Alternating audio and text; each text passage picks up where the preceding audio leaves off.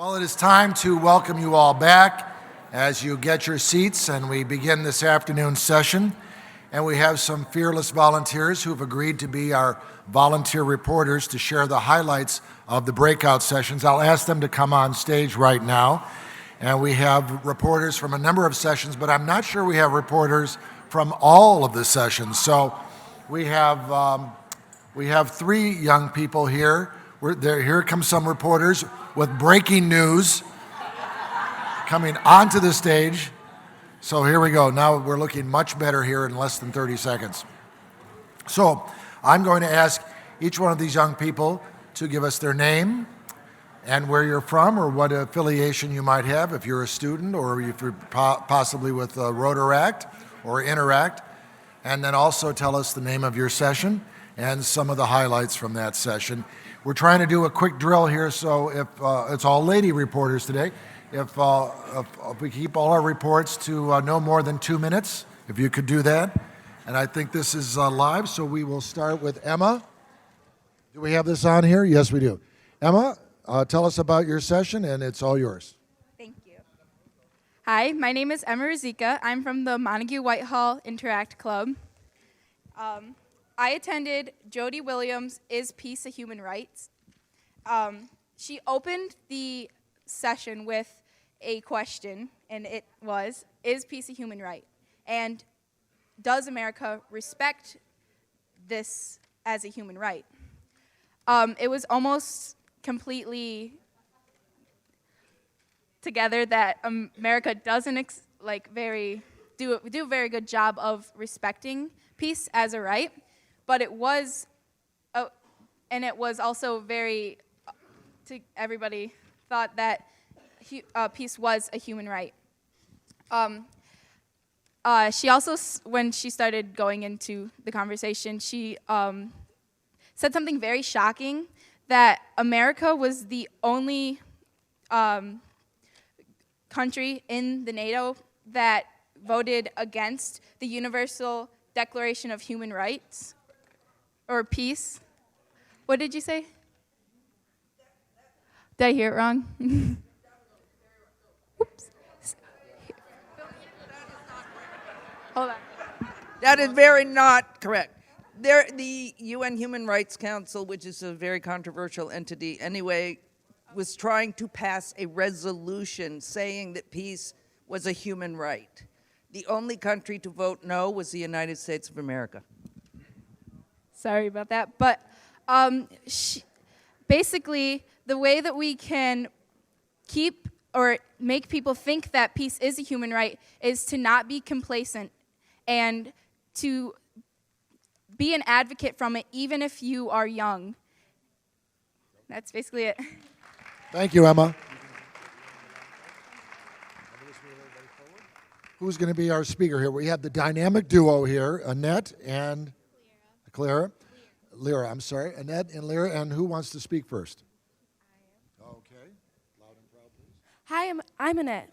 We went to Youth Empowerment Solutions involving youth in their community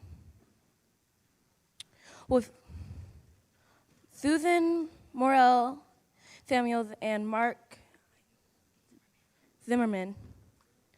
Youth Empower Solutions helps get youth involved in their community and projects to improve their community. Yes, these to end violence and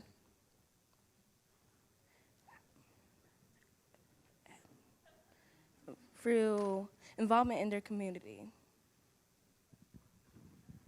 Hi, I'm Leah Moore, and we're from Parkside's Interact Club in Jackson. Belief solutions can come through youth because they are the future. The action suggestions were get young people involved, listen to what young people have to say, and for more information, visit the website at yes.umich.edu.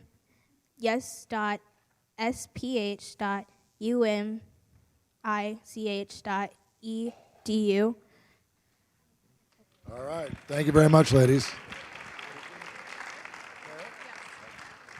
All right, we have three more reporters, and we have Claire here. Claire, tell us about you and what session were you in? Okay. I am from Royal Oak High School Interact Club in Royal Oak, and my session was Physicians for the Prevention of Gun Violence, which was led by Dr. Andrew Zweifler and Dr. Sonia Lewis. We started off with talking about all the statistics between the relationship of children, especially those who are depressed, and gun violence and safety. One of which was that 1 in 3 homes in the U.S. with children under 18 have a firearm, and 43% of those homes have firearms which are unarmed or unlocked. So we all concluded that the importance of education on gun safety was that it's very necessary for kids in all elements of mental health to know about it. And even though that it's very common to have public policy controversy on it, we were talking more about education. There were a lot of different perspectives including high school students like myself, or college students, or even superintendents. We talked about how to normalize the education of gun violence and talk about the importance of mental health and liability and responsibility between parents and students and even just like classmates or teachers. And what were we saying? Oh yeah, the last analogy that really stuck with me was when one parent compared it to a swimming pool, and they said, how are you expecting, or when you leave a swimming pool gate locked, how do you expect your kids to be able to swim when they jump in? So. Besides, before Claire leaves, I just want to point out her precision penmanship that even I could read over her shoulder. And for being able to do that on the fly, that's very impressive. So congratulations. I forgot to talk about this. Should I say it? All right, thank you very much. And hi, what is your name? I'm Alex. Alex. Alex is here. Alex, tell us about your session. Well, I'm Alex from the Royal Oak Interact Club also, and I was at the Native Peacemaking and Restorative Justice breakout session, who was presented by Judge Timothy Connors, and Belinda Doolin. Judge Connors talked about how much we can learn from the indigenous federal courts in restorative justice, and how exclusive the traditional justice systems are in our country today, and how exclusive they are to bringing people who are punished back into the community. He also talked about how we see punishment and the pathway to resolution through a bilinear reflection where we exclude other voices into making this a collective process where we could make this more of an inclusive and peaceful resolution to whatever conflict had occurred. He was saying how we need to bring people back into the community through a collective process and a cycle where we reinstill resiliency back into the voices of the community, where the power authority is not formed by one party in this resolution process. And then Belinda Doolin talked also about how the traditional justice system pathways are also reflected in the school system, and how with that, we should also have our students feel supported and have a voice in the decision-making process to which we don't just exclude them and isolate them from a conflict. Very good. Thank you. These are like white papers on these sessions. It's absolutely amazing. We are running short on time, so if we could use economy of words here, Kierna. Okay. My name is Kiara Grant. I come from Toledo Technology Academy in Toledo, Ohio. And I was listening on the presentation of Is Peace a Human Right? And it was by Jody Williams. And just to be brief, what I got out of the presentation was that when people's needs are met, we can diminish violence and poverty, and it can be made to cease. And that also means that people have a right to basic education, basic right to freedom, basic right to religion. And so she said that when it came to the election, we need to ask ourselves, when it came to the candidates, on what they meant when it came to national security. Like, we need to ask, what does that mean? Because we do not know the issues, or we do not know if their issues, their beliefs on the issues are like ours. And so when we hear so much about, the news, where do we draw the line? Where do we, why do we think it's okay to drop nukes on cities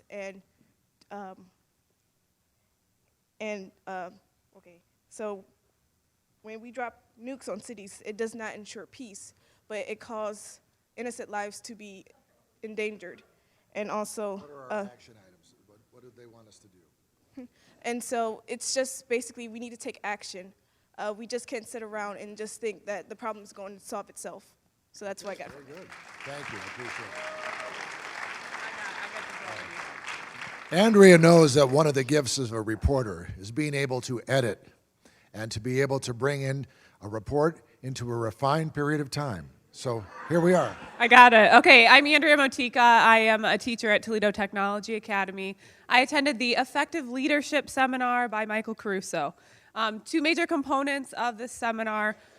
First one was related to getting people on board and recruiting. So there's a lot of power in your words as you're getting people on your team. Most people would rather not attend a meeting, but are driven to attend a lunch or a dinner or maybe an ice cream social. So there's power between how you're wording, getting people on board, and also what you're displaying to the public. So if you're on Facebook, do you want to see like a bunch of people staring at a lady trying to hurry up with her thing, or do you want to see people up and moving and drumming? What looks more fun? What do you think people are going to want to get involved with? And then also, as a leader, we talked about leadership and triangulation. So rather than being confrontational, it's me versus you. It's these are the people that support you. These are the people that care about you. These are the things that they want. How can you get on board and support what they want? And we can just do those things, and we'll all be leaders. Thank you. You say you're a teacher? Yeah. Andrea is a teacher. Wouldn't she be a cool teacher to have? I think so. Very good. All right. Very good. Well, thank you for your indulgence. I want to thank all 7 reporters that we had. We had very good insights on how our sessions are progressing today.